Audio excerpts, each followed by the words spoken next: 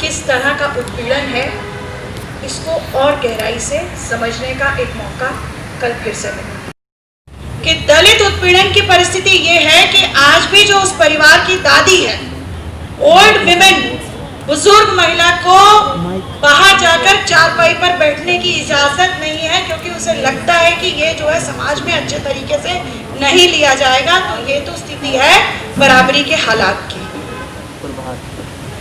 पूरा का पूरा जो प्रकरण है वो ये साबित कर रहा है, जिस तरह से एनी जी ने बताया, कि एक्चुअली गांव के अंदर उस कम्युनिटी के दलितों के केवल 5 या 6 घर हैं। कोशिश ये थी कि किसी तरीके से इनको इतना डरा दिया जाए कि ये अपना घर छोड़ के चले जाएं। और जो ये बच्ची के साथ किया गया है, ये हमें लगता है कि वही सामंती मानसिकता के परिवार के अगर लोगों को, कौमों को अगर सबक सिखाना है तो उनकी औरतों के साथ बदतमीजी, और किस तरह से पूरा एडमिनिस्ट्रेशन, पूरी पुलिस किस तरह का असंवेदनशील, संवैधानिक दायित्वों के ठीक खिलाफ रवैया ब्यूरोक्रेसी ने, पुलिस ने जिस तरह से दिखाया, वो साबित करता है कि पुलिस और अफसरशाही के ऊपर ये पूरी की पूरी फांसीवादी व्यवस्था ने किस तरह से कब्जा किया हुआ है, और वो अपने संवैधानिक दायित्वों का निर्वहन करने में एकदम फेल हो गए। हम क्यों कह रहे हैं ये बात? बच्ची के परिवार के लोगों ने हमको बताया, 9:30 बजे की घटना है। 9:30 बजे से 4 बज जाते हैं उस बच्ची को एक अस्पताल तक पहुंचाने में। मोटरसाइकिल पे बिठाकर, सोचिए इतनी घायल अवस्था में वो पीड़िता, गर्दन की हड्डी टूटी हुई है, ब्लड आ रहा है, आंख पे खून है, और एक मोटरसाइकिल के ऊपर उसका भाई मोटरसाइकिल चला रहा है, पीछे उसकी मां तो पकड़ के बैठी हुई है। और थाने में जब जाते हैं तो पुलिस वाले कहते हैं जल्दी जल्दी कोई अपना टेम्पो कर लो।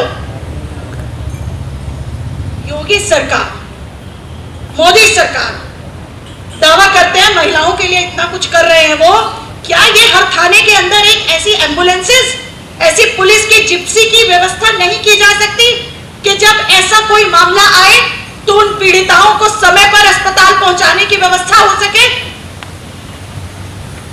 3.9% फंड का इस्तेमाल किया गया, निर्भया फंड का, उत्तर प्रदेश के अंदर। टोटल अभी ये आंकड़ा है।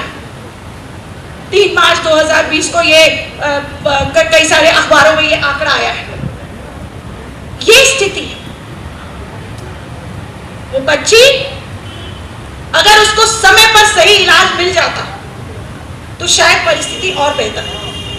और ये सब तो छोड़िए, मोदी सरकार, योगी सरकार ने जिस तरह इस मामले में किया है कि आप उस बच्ची का जीवन तो नहीं बचा सके, परंतु जब वो बच्ची मर जाती है, आपने तो उस बच्ची का मातम मनाने का भी अधिकार परिवार से छीन लिया है। जिस तरीके से आपने चुपके चुपके, और केवल चुपके चुपके नहीं, आपने डरा के, आपने धमका के, आप एक्चुअली क्या करना चाह रहे थे? आप इसका मतलब क्रूशियल एविडेंसेस को खत्म करना चाह रहे थे। और जिस तरीके से गांव के अंदर ठाकुर कम्युनिटी को गैल्वेनाइज होने दिया जा रहा है, उस तरह के वीडियोस आ रहे हैं, वो खुलेआम धमकी दे रहे हैं। खुलेआम ऐसे वीडियोस चल रहे हैं जिसमें जो है बच्ची को, जिसमें लड़की का, जिसमें एक तरफ लड़की का ही विलिफिकेशन चल रहा है और आरोपियों के समर्थन में आया जा रहा है।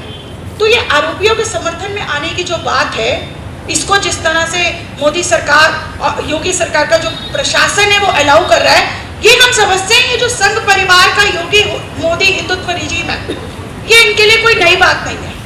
हमने ये उन्नाव में भी देखा, हमने ये कथुआ में भी देखा।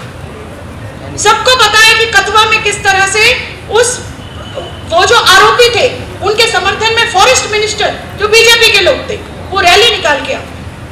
कमोबेश यही स्थिति कुलदीप सिंह सेठियर के मामले में भी थी। यानी ये पूरी की पूरी जो पुलिस और अफसरशाही के प्रशासन है, ये नहीं चाहते हैं कि रूल ऑफ लॉ एक्चुअली काम करे।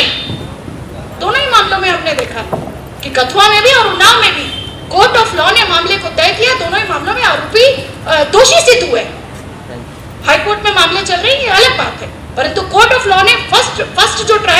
दोनों आरोपियों को दोषी सिद्ध किया है। तो कम से कम कोर्ट ऑफ लॉ को, कोर्ट को कम से कम अपना काम करने दिया जाए। तो यही बात को रखते हुए कि पहली बात, परिवार की सुरक्षा होनी चाहिए, और सुरक्षा से हमारा अभिप्राय उनकी बंदी कर देना नहीं है। यह भी एक दिक्कत हो जाती है कि सुरक्षा के नाम पर आप परिवार को बंदी बना लेते हो।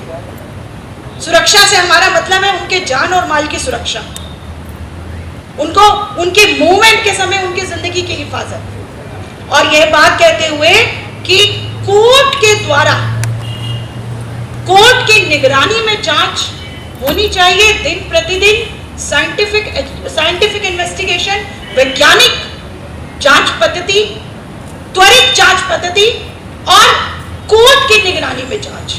और यह बात कहते हुए कि ये जो योगी सरकार है, ये दरअसल उच्च जाति के आरोपियों को बचाने के लिए जिस तरीके से सामने आ रही है, और पूरे प्रांत के अंदर दलितों के ऊपर, दलित महिलाओं के ऊपर जिस तरह से हमले बढ़ते जा रहे हैं, उनकी हत्याएं हो रही हैं, तो पूरे प्रांत के अंदर संवैधानिक मशीनरी फेल हो गई है।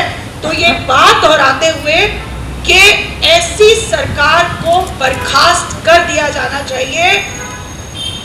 Central government, president of India ये इमीडिएटली रिकमेंड करें, यूपी गवर्नमेंट, सीएम को बर्खास्त किया जाना चाहिए, उनको उनके पद से हटा देना चाहिए, और यूपी सरकार को बर्खास्त किया जाना चाहिए, क्योंकि वो फेल हो गई है लड़कियों को सुरक्षित रखने में। और इनका राज दलित महिलाओं को बिल्कुल निचले से निचले तबके पर रखता है।